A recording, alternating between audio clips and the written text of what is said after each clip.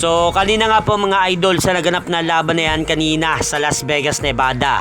Na-upset nga po sa laban na yan itong anak ni Jorge Capitillo na dating nagsisilbing trainer ni General Casimero noong nasa MP promotion pa siya lumalaban na si Dylan Capitillo. So sa naganap na laban na yan ni Dylan mga idol, tinalo nga po siya ng mas eksperyensadong boksingero na si Juan Carlos Bexeril sa pamamagitan ng third round technical knockout matapos nga pong kumonekta ang pinakawalang left hook ni Juan Carlos Bexeril sa round 3 nang tamaan nga po si Dylan Capitillo sa muka ng isang solidong left hook, kaya bagsak nga po si Dylan sa suntok na yon. Pero sinubukan pa naman po mga idol tumayo ni Dylan Capitillo matapos po siyang bumagsak sa lona.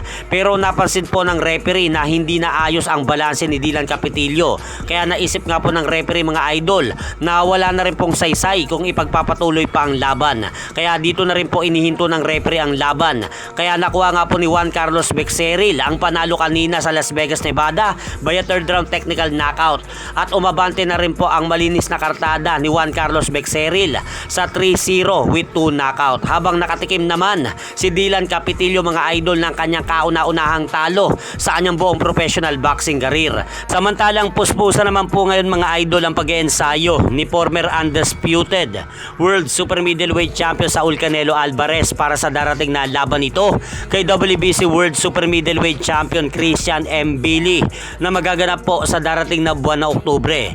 At sa iba pa pong balita mga idol, may bad news po tayo dahil kanina sa naganap na laban sa lugar ng Benguet, Maynila, natalo po ang ating pambato na si Limuel aka Dash Pirate de Barbo sa kamay ng dayuhang Japanese boxer na si Mujicha Nakagawa sa kanilang nangyaring laban kanina by standing technical knockout sa round 3 ng kanilang laban matapos nga pong paulanan ng Japanese boxer ang ating pambato na si Limuel de Barbo sa round 3 ng kanilang laban.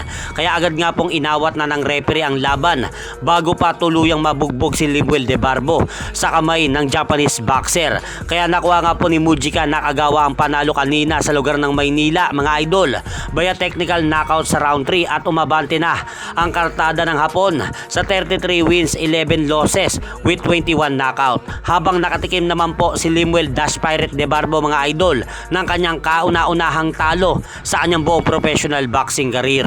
At hanggang dito na lang po muna ang aking update sa mga aganapan sa mundo ng boxing. At syempre mga idol, huwag nyo rin pong kalimutan, pakisuportahan nyo naman po muna ang ating munting channel. Maraming salamat po.